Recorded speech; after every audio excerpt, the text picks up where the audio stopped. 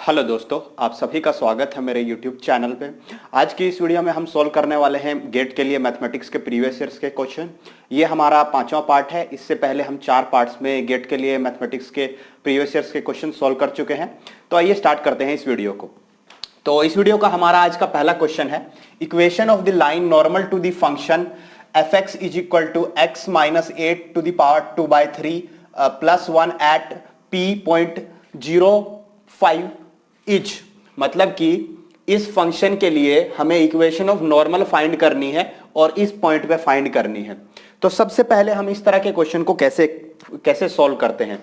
जब कभी भी हमें equation of tangent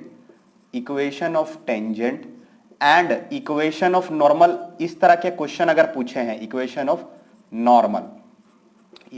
of normal ये अगर हमसे पूछा है तो हमें क्या करना है। मान लिया किसी पॉइंट x1 और y1 पे पूछा है और किसी फंक्शन fx के लिए पूछा है, तो हम क्या करेंगे, हम करेंगे y minus y1 by x minus x1 is equal to, अब टेंजेंट के लिए निकालनी है तो स्लोप ऑफ टेंजेंट लिखेंगे। स्लोप ऑफ टेंजेंट क्या होता है, dy बाय dx, ये होता है स्लोप ऑफ टेंजेंट। अगर हमें नॉर्मल के लिए पूछी है तो हम क्या करेंगे, y minus y1 by x minus x1 और नॉर्मल का स्लोप लिखेंगे। नॉर्मल का स्लोप क्या होगा, नॉर्मल और टेंजेंट के स्लोप में ये रिलेशन होता है m1 into m2 is equal to -1, यानी दोनों के स्लोप का जो प्रोडक्ट होता है वो -1 होता है। तो अगर इसका स्लोप dy बाय dx है तो इसका स्लोप क्या होगा, -1 बाय dy बाय dx होगा। तो यही चीज हमें याद रखनी है जब भी इक्वेशन ऑफ टेंजेंट और इक्वेशन ऑफ नॉर्मल निकालनी है। तो अब हमें इसमें इक्वेशन ऑफ नॉर्मल निकालनी है। तो सबसे पहले हम क्या करते हैं, उस कर्व के लिए स्लोप निकाल लेते हैं। सबसे पहले टेंजेंट का स्लोप निकालते हैं। तो हमारे पास कर्व दी गई है fx, तो हमें fx दिया गया है, यानी कि हमें fx दिया गया है, fx मतलब y दिया गया है कितना, x माइनस 8 की पावर 2/3 प्लस 1। हम क्या करते हैं, इसके लिए हम स्लोप निकाल लेते हैं टेंजेंट का। तो क्या होगा, dy बाय dx। अब क्या होगा, 2/3 पावर आगे आ जाएगी, यहाँ पे बच जाएगा x माइनस 8 की पावर माइनस 1/3 और 1 का डेरिवेटिव हो जाएगा हमारे पास 0। अब हमें किस पॉइंट पे चाहिए, हमें चाहिए 0,5 पे। तो हम क्या करते हैं, यहाँ पे ये हो गया 2/3 और इसको हम ऐसे लिख सकते हैं x माइनस 8 की पावर 1/3। तो अब हम x की जगह कितना रखेंगे, x की जगह हम रखेंगे 0, तो ये हो जाएगा हमारे पास 2/3 और यहाँ x की जगह अगर 0 रख देंगे तो यहाँ क्या बच जाएगा, यहाँ बच जाएगा -8 की पावर बच जाएगा 1/3, ये बच गया। अब क्या करेंगे, इसको लिख सकते हैं 2/3 और इसको लिख सकते हैं -2 की पावर 3 लिख सकते हैं और इसकी पावर कितनी है 1/3, तो इसके साथ कैंसिल हो गया। मतलब हमारे पास कुल मिला के बच गया 2/3 इंटू -1/2, 2 से 2 कैंसिल हो गया तो मतलब आ गया -1/3। तो ये तो हमारे पास किसका स्लोप आया है, ये टेंजेंट का स्लोप आया है। लेकिन हमें किसका स्लोप चाहिए, हमें तो नॉर्मल का स्लोप चाहिए। तो जो नॉर्मल का स्लोप होगा, हमें पता है नॉर्मल के स्लोप में और टेंजेंट के स्लोप में क्या रिलेशन है, ये रिलेशन है m1 into m2 is equal to -1। तो हमारे पास ये अगर -1/3 है तो m2 कितना होगा, m2 होगा हमारे पास, ये हो जाएगा m2 हो जाएगा 3। तो 3 हमें इसका स्लोप मिल गया नॉर्मल का और हमें इक्वेशन निकालनी है 0,5 पे। तो हम लिखेंगे y माइनस y1 यानी y minus 5 by x minus x1 यानी x माइनस 0 और फिर हमारे पास क्या हो जाएगा, स्लोप यानी 3। तो हो जाएगा y minus 5 is equal to 3x, मतलब y की वैल्यू आ जाएगी 3x प्लस 5, यानी y इज इक्वल टू आ जाएगा 3x प्लस 5, यानी कि बी ऑप्शन इसका करेक्ट ऑप्शन आ जाएगा जो कि हमसे पूछा था। तो ये हमारा पहला क्वेश्चन था जिसमें हमें equation of the line normal to a curve निकालनी थी।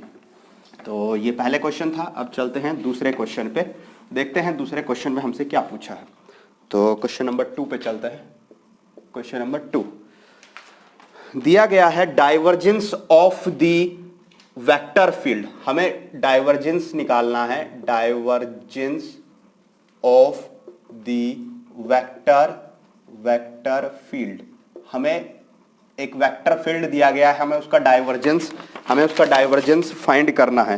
क्या दिया गया हमें दिया गया है x² z i minus plus यहाँ पे है x y और j कैप और माइनस फिर Y Z square K cap, और किस पे निकालना है, एट 1 माइनस 1 इस पॉइंट पे निकालना है। बताना है कितना आएगा। ये आएगा हमारे पास ए 0, बी ऑप्शन है हमारे पास 3, सी ऑप्शन है हमारे पास 5 और डी ऑप्शन है हमारे पास 6। तो हमें बताना है कि इसका डाइवर्जेंस कितना आएगा। जब कभी भी हमें एक वेक्टर फील्ड एफ वेक्टर दिया गया है और हमें उसका डाइवर्जेंस निकालना है, तो सिंपली हम उसका क्या करेंगे, डेल के साथ हम उसका डॉट प्रोडक्ट लेते हैं। और ये डेल कितना होता है, ये होता है आई करली बाय करली एक्स प्लस जे करली बाय करली वाई और प्लस के करली बाय करली जेड, ये होता है हमारे पास।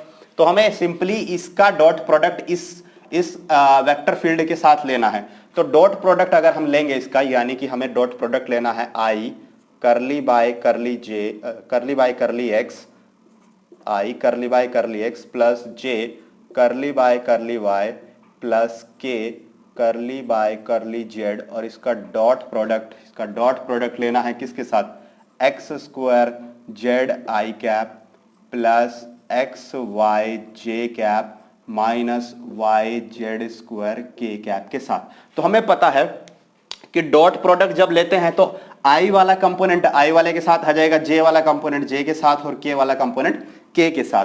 तो अगर ऐसा हम यहाँ पे करेंगे तो लिखेंगे आई वाले कंपोनेंट को आई वाले कंपोनेंट के साथ अगर लिख देंगे तो ये हो जाएगा हमारे पास कितना, करली बाय करली एक्स, और यहाँ पे आएगा हमारे पास कितना, एक्स स्क्वायर जेड, फिर प्लस, फिर यहाँ पे आएगा करली बाय करली वाई, और यहाँ पे आ जाएगा एक्स वाई, फिर आ जाएगा माइनस करली बाय करली जेड, और यहाँ पे आ जाएगा वाई जेड स्क्वायर। अब इसका मतलब होता है कि इसका पार्शियल डेरिवेटिव करना है एक्स के रेस्पेक्ट में। जब पार्शियल डेरिवेटिव करते हैं जिसके रेस्पेक्ट में, उसके अलावा सब चीजें कांस्टेंट हो जाती हैं। तो इसका मतलब जेड कांस्टेंट है, एक्स के रेस्पेक्ट में करना है तो ये हो गया 2xz प्लस, फिर इसका y के रेस्पेक्ट में करेंगे तो क्या आ जाएगा, x आ जाएगा, फिर यहाँ पे क्या आ जाएगा माइनस, z के रेस्पेक्ट में करेंगे तो आ जाएगा 2yz, ये मिल गया। अब हमें इसकी वैल्यू निकालनी है किस पे, 1 -1 और 0, यानी पॉइंट है हमारा 1 -1 और 1 और 1 पे। तो हम यहाँ पे x की जगह 1 रखेंगे, z की जगह 1 रखेंगे तो ये 2 बन गया, प्लस फिर x की जगह हमें कितना रखना है, 1 रखना है, फिर माइनस 2yz, तो 2yz करेंगे तो ये y है और ये z है तो ये 2 ही आ जाएगा, लेकिन माइनस का 2 आएगा तो यहाँ +2, तो मतलब आ जाएगा हमारे पास कितना, 5 हमारा इसका आंसर आ जाएगा, यानी कि सी ऑप्शन हमारा करेक्ट ऑप्शन आ जाएगा। ये इस क्वेश्चन नंबर 2 में पूछा था हमसे। अब हम चलते हैं क्वेश्चन नंबर 3 पे। क्वेश्चन नंबर 3 में देखते हैं क्या पूछा है। क्वेश्चन नंबर 3 में देखते हैं हमसे क्या पूछा है।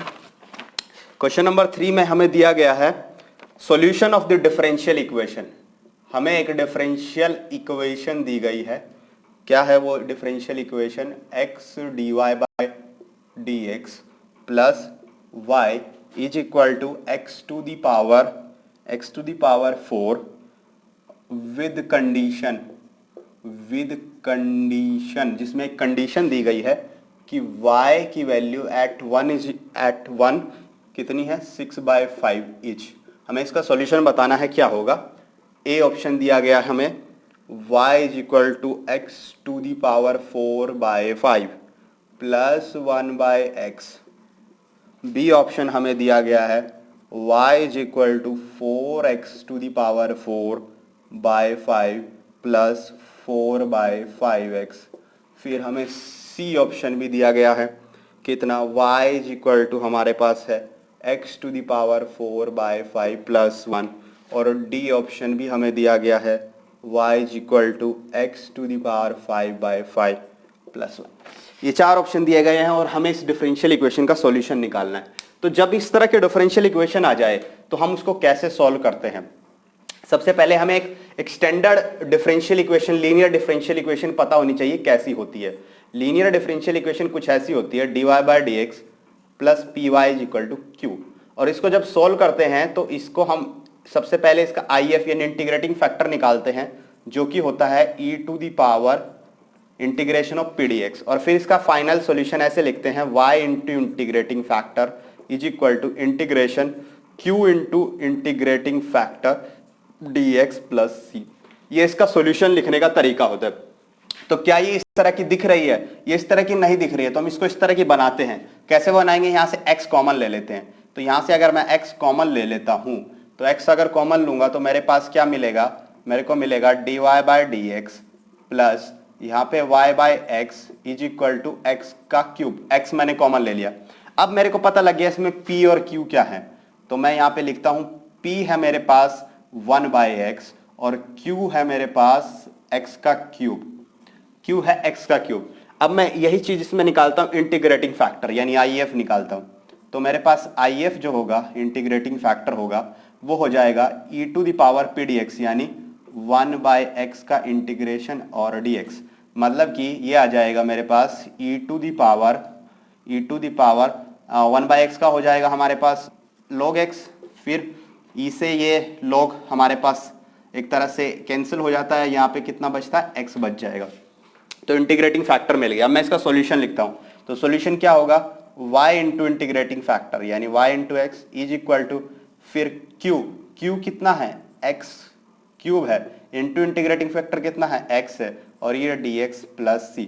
तो यानी कि y into X is equal to, ये हमारे पास कितना है? ये हमारे पास है x की पावर 4 हो गया। x की पावर 4 का हो जाएगा इंटीग्रेशन x की पावर 5 बाय 5 और प्लस इंटीग्रेशन कांस्टेंट c। अब मेरे को ये c निकालना है, तो c निकालना है तो मेरे को एक वैल्यू दी गई है। क्या? जब x 1 है तो y कितना है? यानी दिया गया है जब x 1 है तो y कितना है? 6 बाय 5 है।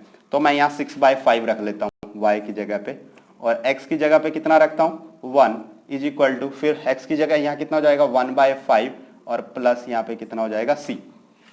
तो अब c की वैल्यू निकालनी है। c की वैल्यू निकालनी है तो इस 1 बाय 5 को इधर लेके आते हैं, तो 1 बाय 5 को इधर लेके आते हैं, तो ये 1 वैल्यू बच जाएगी, ये आ जाएगा c। अब मेरे को c की वैल्यू मिल गई है, तो मैं c की वैल्यू रख देता हूँ, यहाँ पे रखता हूँ। c की वैल्यू रखते हैं तो यहाँ हो जाएगा y into X is equal to X की पावर 5 बाय 5 प्लस c की वैल्यू कितनी आई है? 1। अब इस x को मैं यहाँ से, इस x को मैं ले लेता हूँ यहाँ से कॉमन, तो यहाँ पे क्या बचेगा? x की पावर 4 बाय 5 प्लस यहाँ पे क्या बचेगा? 1 बाय एक्स। तो देख सकते हैं ये इसका ऑप्शन ए है, तो ऑप्शन ए इसका जो है वो करेक्ट आंसर आ जाएगा। तो ये हमसे क्वेश्चन नंबर 3 में पूछा गया था। अब हम क्वेश्चन नंबर 4 पे चलते हैं कि फोर्थ क्वेश्चन में हमसे क्या पूछा है। क्वेश्चन नंबर 4 पे चलते हैं, देखते हैं क्वेश्चन नंबर 4 में क्या पूछा गया है। फोर्थ क्वेश्चन है हमारे पास, जो कि है a fair coin is tossed. दिया है a fair coin is tossed, यानी प्रोबेबिलिटी का क्वेश्चन है। A fair coin is tossed 10 times. एक फेयर कॉइन है, उसको 10 बार उछाला है 10 times. What is the probability? What is the probability? इस बात की क्या प्रोबेबिलिटी होगी? That, what is the probability that only the first to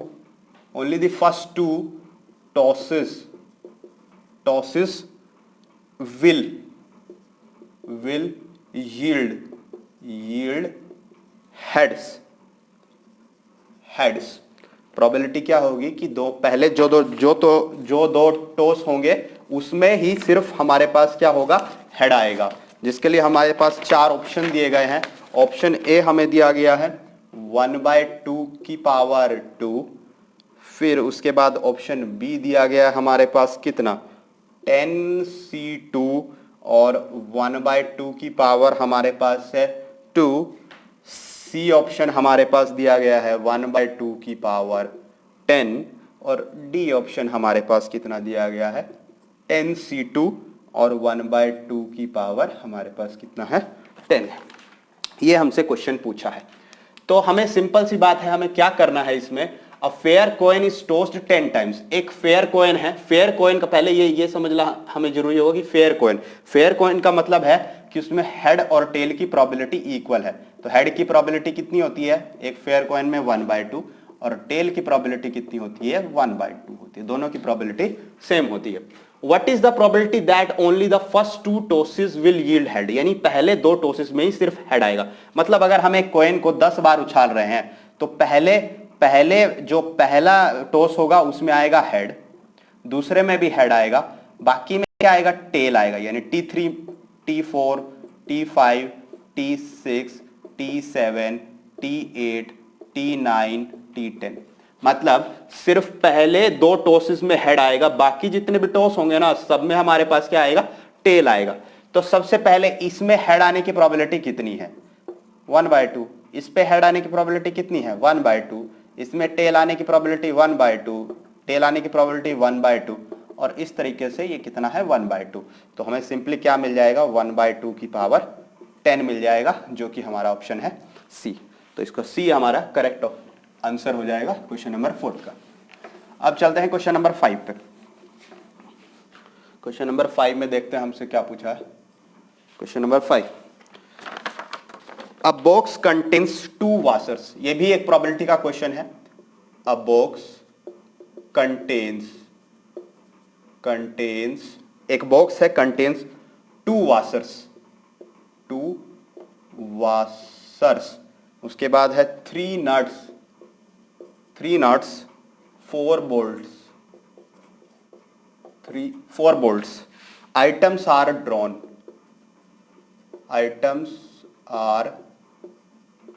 drawn from the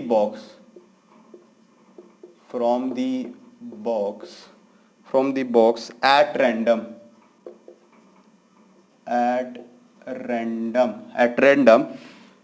one at a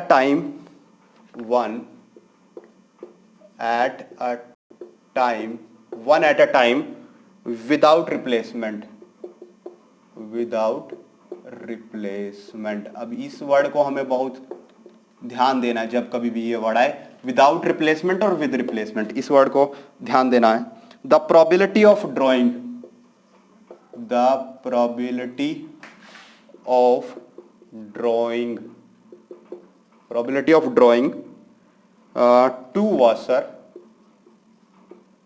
2 washers followed by 3 nuts and subsequently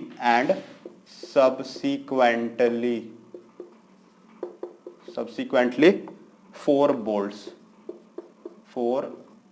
bolts is A है हमारे पास 2/315, B है हमारे पास 1/630, C है हमारे पास 1/1260 और D है हमारे पास 1/2520। ये हमारे पास A B C D 4 option दिए गए हैं और हमें ये क्वेश्चन सोल्व करना है। कि सिंपल क्वेश्चन ये है कि एक बॉक्स है, उसमें 2 वाशर हैं, 3 नट्स हैं और 4 बोल्ट्स हैं, और हमने उसमें से क्या क्या एक एक करके विदाउट रिप्लेसमेंट का मतलब होता है जो एक बार निकाल लिया उसको वापस नहीं डालना है। इस वर्ड का बहुत वैल्यू है। द प्रोबेबिलिटी ऑफ ड्रॉइंग, अब हमें किस चीज की प्रोबेबिलिटी निकालनी है कि पहले 2 वाशर आए, उसके बाद 3 नट्स निकले और उसके बाद 4 बोल्ट्स निकले। पहले हम ये देख लेते हैं हमारे पास टोटल हैं कितने। तो टोटल हम देख सकते हैं कि हमारे पास 2 वाशर 3 नट्स और 4 हमारे पास क्या है 2 वाशर 3 नट्स और 4 बोल्ट्स हैं। तो हमारे पास probability of 2 washers 3 nuts and 4 bolts हमें निकालना है। तो क्या करेंगे, सबसे पहले देख लेते हैं ये टोटल हैं कितने हमारे पास। तो हमारे पास हैं टोटल है 9 आइटम है, टोटल 9 आइटम्स है हमारे पास, टोटल 9 आइटम्स। अब सबसे पहला जो आइटम है वो क्या आना चाहिए, एक वाशर आना चाहिए। तो वाशर हमारे पास शुरू में कितनी है, वाशर हमारे पास शुरू में 2 हैं, तो 9 में से 2 आने की प्रोबेबिलिटी क्या है 2/9 है। फिर नेक्स्ट भी वाशर आना चाहिए। अब हमारे पास टोटल आइटम 9 थे, अब हमने एक निकाल लिया तो हमारे पास कितने बच गए, हमारे पास 8 बच गए, और हम एक वाशर निकाल चुके हैं तो एक ही वाशर बची है, तो प्रोबेबिलिटी कितनी हो गई 1/8। अब हमारे पास 8 आइटम बचे हुए हैं बॉक्स में, और अब हमें क्या निकालने 3 नट्स निकालने हैं। तो पहला नट्स निकालने की प्रोबेबिलिटी, तो हमारे 8 आइटम्स बचे हुए थे यहाँ पे, एक निकाल लिया तो 7 बचे हुए, 7 बचे हैं और 3 हमारे पास नट्स हैं उसमें से, तो 3/7। अब क्या बचा है, अब उसमें 6 टोटल आइटम बच गए और नट्स कितने बच गए, 2, तो कितना हो गया 2/6 हो गया। फिर उसके बाद अब नट्स कितने बचे, 1, और टोटल कितना बचा है हमारे पास 5। फिर अब 4 बोल्ट्स, तो अब टोटल आइटम कितने बचे हैं हमारे पास, टोटल आइटम हमारे पास बचे हैं 4 और बोल्ट्स भी कितने हैं 4, तो हमारे पास प्रोबेबिलिटी कितनी हो जाएगी 4/4। फिर आगे हमारे पास क्या बचे हैं, 3 आइटम्स बचे हैं और 3 बोल्ट्स यानी 3/3। फिर उसके बाद हमारे पास क्या हो जाएगा 2/2।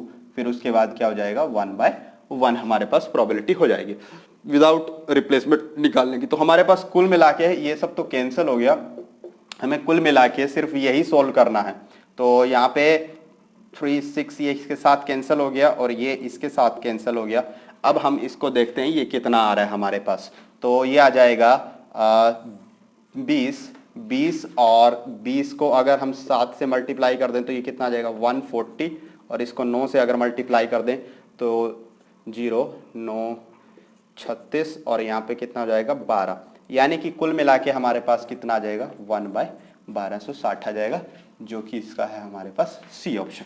तो विदाउट रिप्लेसमेंट का ये मतलब होता है कि जो चीज हमने निकालनी है अब हम उसको वापस नहीं डाल रहे, लेकिन अगर विद रिप्लेसमेंट होता तो यहाँ सब जगह क्या रहता, नीचे 99 ही रहता, क्योंकि टोटल आइटम जो हम निकाल रहे हैं वही अंदर डाल रहे हैं। तो लेकिन यहाँ पे क्या कर रहे हैं, यहाँ पे जो वापस निकाल रहे हैं उसको अंदर नहीं डाल रहे हैं, इसलिए ऐसे लिया है कि पहले 2 हमारे पास क्या बचे हुए थे, 2 वाशर थे और 9 टोटल थे, तो 2/9 हो गया। अब टोटल 8 बचे और वाशर अंदर कितनी बची हुई है, 1 बची, तो 1/8 प्रोबेबिलिटी हो गई। इस तरह से अब टोटल 7 बचे हैं और उसमें से 3 क्या है हमारे पास, 3 हमारे पास नट्स हैं, तो प्रोबेबिलिटी क्या होगी फर्स्ट नट निकालने की 3/7। इस तरह से इस क्वेश्चन को सॉल्व किया। तो इस वीडियो में इतने ही क्वेश्चन थे, नेक्स्ट क्वेश्चन हम नेक्स्ट वीडियो में सॉल्व करेंगे। Thank you.